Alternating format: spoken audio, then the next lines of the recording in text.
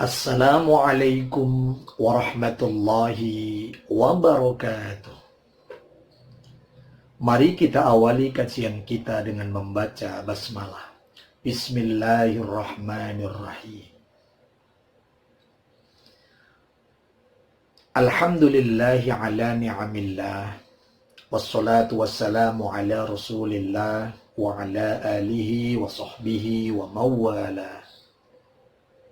La hawla wa la quwwata illa billah, amma ba'd.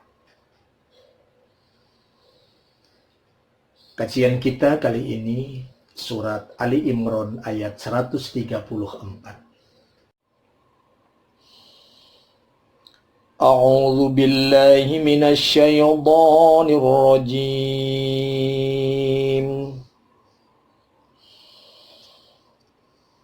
الذين ينفقون في السراء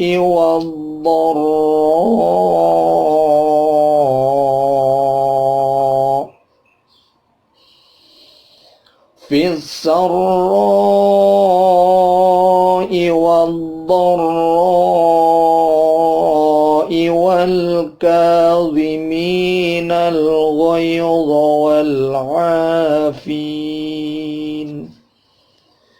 والعافين عن الناس والله يحب المحسنين.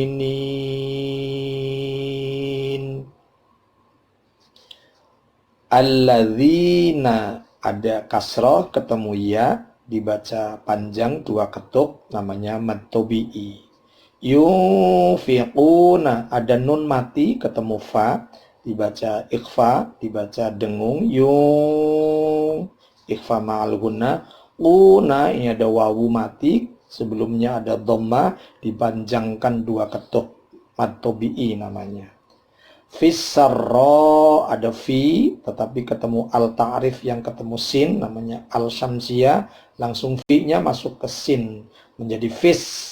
Sarra, ro, itu ada fathah, ketemu alif, namanya mad tabi'i, tetapi di dalam kalimat itu, satu kalimat ada hamzah setelahnya, maka namanya mad wajib, karena dalam satu kalimat panjangnya 6 ketuk. Wadorro, ada dot ketemu ada tasdid, alnya al-ta'rif ketemu dot, namanya al-syamsiyah, wanya langsung masuk ke dot. Wadorro, ro sama dengan ro, sarro, ini mad wajib 6 ketuk. Wal kadhimina, ka, ini termasuk mad tabi'i 2 ketuk.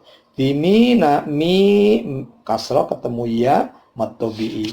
Ghaidha, ya ghaidha, ini mad layyin. Wal afi, ini alnya al ta'rif, ya ketemu ain, namanya al qamariyah, maka alnya dibunyi al. Wal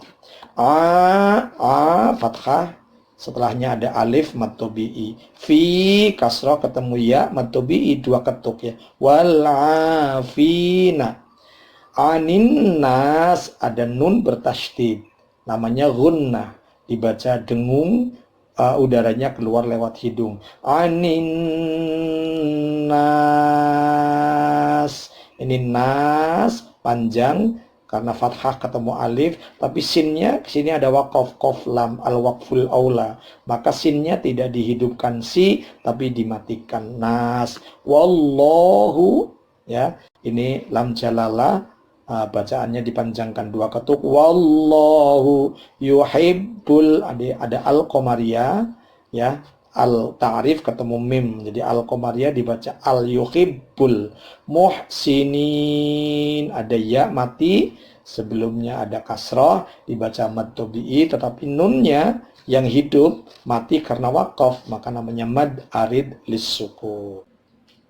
Ikhwatul iman rahimakumullah, Allah subhanahu wa ta'ala mewajibkan kita menunaikan ibadah puasa di bulan Ramadan.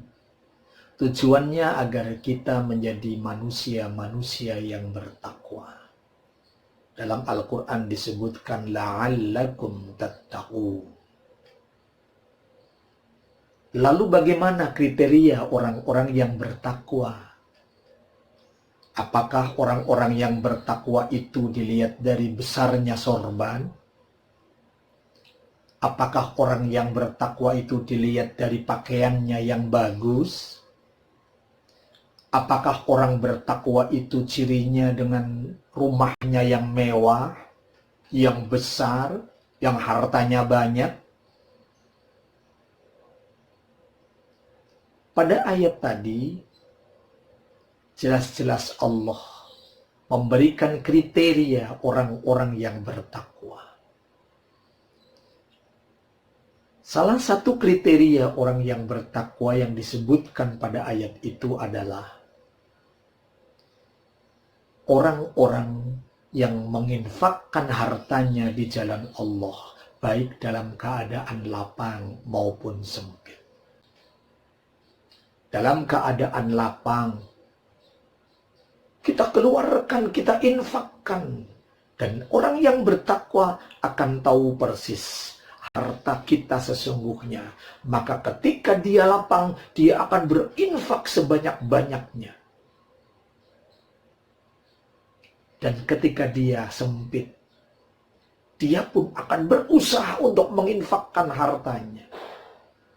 Tidak ada harta, dia akan menginfakkan pikirannya. Tidak mampu berpikir, dia akan menginfakkan tenaganya. Apapun akan dia sumbangkan. Karena orang yang bertakwa tahu persis, itulah kelak yang akan kita temui harta kita sesungguhnya. Ada sebuah kisah yang menarik pernah saya baca. Di sebuah kota besar di Jawa Timur, pernah ada seorang bapak, sudah cukup usianya, sudah sepulah katakan, yang berprofesi sebagai tukang becak. Sehari-hari dia mengayuh becaknya untuk menghidupi keluarganya di rumah. Tetapi yang menarik, setiap hari Jumat, dia menginfakkan tenaganya, siapapun yang naik becaknya, tidak akan dipungut biaya. Siapa saja, anak muda yang naik, tidak akan dipungut biaya. Diberi, dia tidak akan mau. Satu ketika, ada orang yang naik becaknya. Dikayuhlah becak itu di satu tempat yang ditujukan oleh orang tadi. Di satu tempat kemudian minta berhenti, turun, dan dia mengeluarkan uang 20.000. Kata si bapak penumpang becak tadi, "Bapak, biasanya saya naik becak dari sana ke sini 20.000. Ini 20.000. Kata si bapak tukang becak, "Betul usah pak. Kulo niat sodakoh. Kulo bisane sodakoh mung niki pak. Tidak usah pak. Saya berniat sodakoh. Saya bisa sodakohnya hanya begini. Karena bapak itu buru-buru, dimasukkan lagi uang 20.000 dan dia pergi bahkan tanpa mengucapkan terima kasih. Itu hari Jumat. Di hari lain mengayuh biasa. Jumat berikutnya demikian pula. Jumat berikutnya demikian pula. Satu ketika di hari Jumat juga, dengan bapak yang sama, dengan pakaian yang bagus tentunya, si bapak itu minta jasa diantarkan ke satu tempat. Di tempat yang sama, dikayuhlah becak itu menuju tempat yang sama. Si penumpang becak tahu, dikasih 20.000 kemarin nggak mau. Akhirnya dikeluarkanlah uang 200.000. Sekian kali lipat. Bapak, ini ongkosnya. Si penumpang kaget karena tukang becaknya tidak mau menerima. Mohon maaf Pak, saya niat sedekah. Loh, lalu anak istrimu makan apa? Keluarga saya juga menerima. Setiap hari Jumat saya sedekah Pak. Udah gak apa-apa. Bawa aja uang itu untuk Bapak. Saya niat sedekah. Saya bisa sedekahnya hanya begini Pak. Si bapak itu terbengong. Si penumpang itu terbengong dan mengucapkan terima kasih. Ya udah kalau begitu, terima kasih ya. Pergi. Satu ketika ketemu di satu gang. Si bapak tadi penasaran, si penumpang tadi lalu menanyakan, "Bapak tinggalnya di mana?" "Saya tinggalnya di belakang gedung yang tinggi itu, Pak. Di belakang itu ada gang masuk kecil, saya tinggal di situ." "Oh iya, makasih."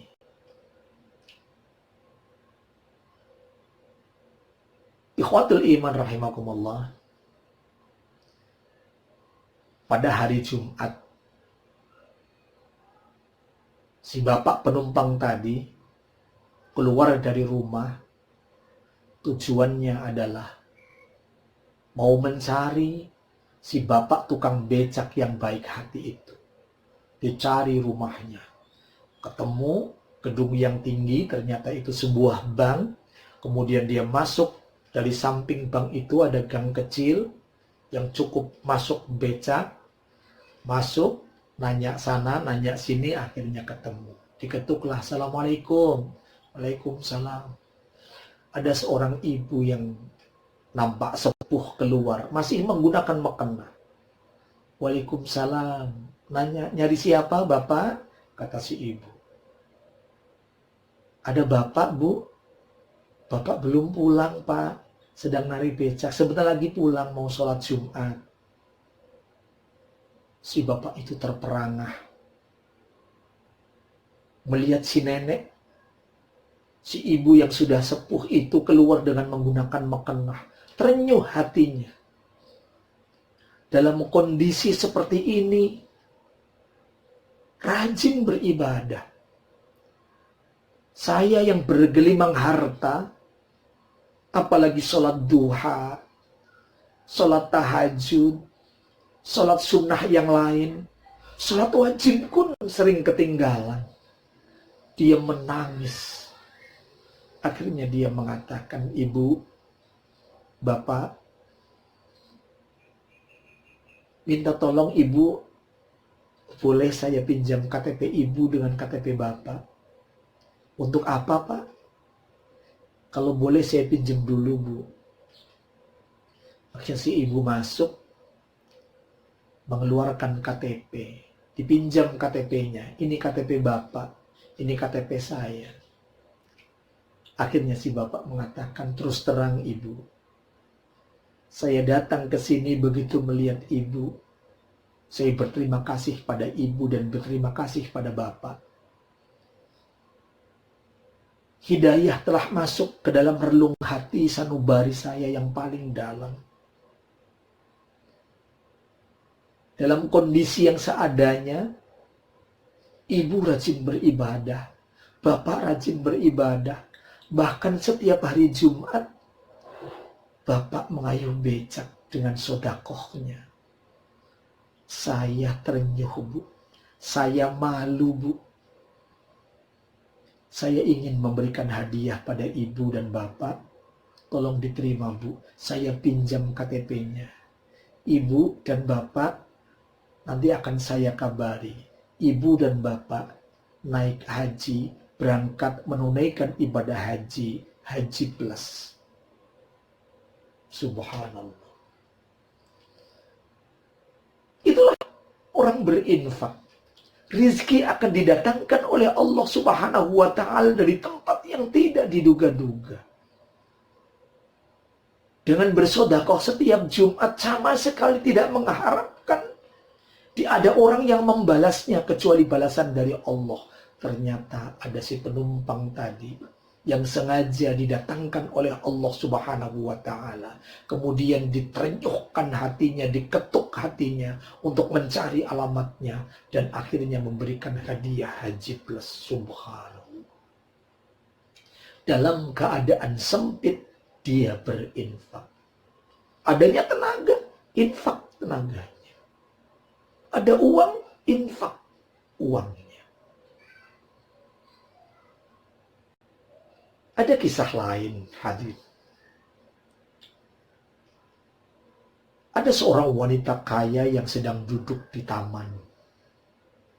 Seorang wanita kaya duduk di taman di pinggir akuarium yang besar, melihat ikan yang berlari-lari ke sana kemari, sedang asik-asiknya melihat ikan. Tiba-tiba dia melirik ke sebelah kiri. Ada seorang anak yang lusuh dengan karung yang dionggokkan di pinggir kirinya, nampak kotor, dan dia megang-megang perutnya. Kata si wanita kaya itu dengan nada jijik, hatinya mengatakan, dasar pengemis, pinter saja berakting, pura-pura megangin perut. Dan saking sebelnya, dia meninggalkan tempat itu. Si wanita kaya ini meninggalkan tempat itu. Kemudian menuju kebun yang lain, ada tempat yang begitu luas. Ada binatang-binatang di situ. Dia menikmati kekayaannya. Dia punya kebun binatang kecil di situ. Tiba-tiba dari balik jalan, ada orang dengan roda yang tua, duduk di atas roda tua, yang kakinya dibalut-balut dengan perban, berdarah-darah. Lalu dia melihat kasihan. Kasihan sekali si bapak itu. Akhirnya dia dekati si bapak itu, kemudian dia berikan uang, sekedar uang untuk si bapak itu. Karena melihat lukanya, lihat kursi rodanya yang sudah tua. Kemudian setelah si bapak itu jalan dengan menggunakan rodanya, dengan mengucapkan terima kasih, si ibu itu kembali ke tempatnya. Tiba-tiba terdengar anjing menggonggong dengan suara yang kencang. Kemudian lari anjing itu keluar, kemudian menggonggong di belakang kursi roda yang diduduki oleh si kakek tadi. Mendadak si nyonya kaya ini kaget. Karena dari kursi roda itu si bapak tua tadi tiba-tiba bisa melompat dan bisa lari. Kata si nyonya kaya tadi, saya dibohongi lagi. Orang bisa saja pura-pura miskin, pura-pura minta-minta, pura-pura berdarah, ternyata bisa lari.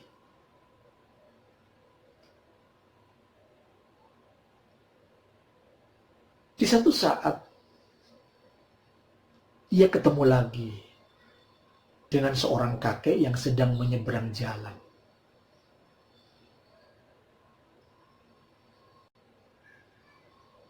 Tengok kanan, tengok kiri, dengan menggunakan tongkat, dengan kaki yang terpincang-pincang, yang tinggal satu kakinya, karena yang satu kelihatannya cuma celananya saja, pakaiannya lusuh. Si nyonya ini dengan baik hati mengatakan, Bapak, hati-hati Pak, ayo saya antar nyebrang. Akhirnya si ibu ini nyebrang, mendampingi si kakek ini sambil megangin. Sampai di tengah-tengah jalan, kata si bapak ini, cukup Bu, sampai di sini saja, terima kasih, biar saya nyebrang sendiri, sekarang sudah tidak ada kendaraan. Oh iya Pak, terima kasih, hati-hati, hati-hati. Langsung si ibu ini balik lagi. Di pinggir tempat tadi dia berangkat. Tiba-tiba terdengar ada suara klakson truk dengan suara yang keras. Si ibu ini kaget. Karena si bapak tadi yang dituntun menyeberang jalan, yang kakinya tadi cuma satu. Ternyata begitu mendengar klakson truk yang tiba-tiba, dia terkaget, tongkatnya terpelanting, tasnya yang dia pegang juga terpelanting, dia lari terbirit-birit. Si nyonya kaya ini mengatakan lagi, dibohongin lagi saya. Dikira orang yang susah untuk nyebrang jalan. Kakinya cuma satu, ternyata kakinya dua. Dasar, orang bisa saja mengelabui orang lain. Si wanita ini duduk, termenung. Dia ingin nelpon, dia ingin mengambil HP, ingin nelpon anaknya untuk dijemput karena lemes dia menyaksikan adegan-adegan yang dia jumpai saat itu. Dia ambil, ternyata handphonenya tidak ada, dompetnya tidak ada. Dia cari ke sana kemari, di saku yang belakang, tidak ketemu. Tiba-tiba dari belakang ada yang menyentuh pundaknya. Ibu, ini punya ibu? Oh iya. Ada seorang anak kecil yang lusuh, yang menyerahkan dompet dengan handphone. Dari mana kamu dapat ini? Tadi dari si tua tadi. Terpelanting tasnya dan tongkatnya, dan isi tasnya berantakan. Di antara isi tasnya itu ada dompet ibu dan ada HP ibu. Tadi waktu ibu nyebrangin dia, tanpa ibu sadari, dia mengambil HP ibu dan dia mengambil dompet ibu. Terima kasih nak. Dilihatin si anak kecil itu. Ternyata anak kecil lusuh itu adalah anak kecil si pemulung yang pada hari lalu dia duduk di samping rumahnya sambil megang-megang perutnya. Akhirnya dia peluk si anak kecil lusuh itu. Terima kasih nak, ternyata hati kamu begitu mulianya. Ikhwatul iman rahimakumullah. Pelajaran apa yang bisa kita ambil, yang bisa kita petik? Yang pertama, dari orang yang tidak mampu tadi, orang yang tidak punya kemampuan, dengan ikhlas bersedekah, dikasih oleh Allah Subhanahu wa ta'ala berangkat haji. Si ibu tadi mau bersedekah, lihat anak kecil, dianggapnya pura-pura, suudzon dalam dirinya. Tapi yang dia ikhlas, walaupun kemudian dia gerundel, dia keluarkan untuk orang yang tiba-tiba bisa lari karena digonggong anjing, tiba-tiba bisa lari gara-gara ada truk yang lewat. Dia ikhlas memberikan infaknya, sumbangan tenaganya. Ternyata Allah balas. Sedang kebingungan mencari HP, sedang kebingungan mencari dompet, tiba-tiba HP dan dompetnya diantarkan oleh seorang anak. Itulah, dalam keadaan lapang, oh kita berinfak. Dalam keadaan sempit, kita berinfak. Itulah orang yang bertakwa. Semoga ada manfaatnya. Billahi taufiq hidayah. Assalamualaikum warahmatullahi wabarakatuh.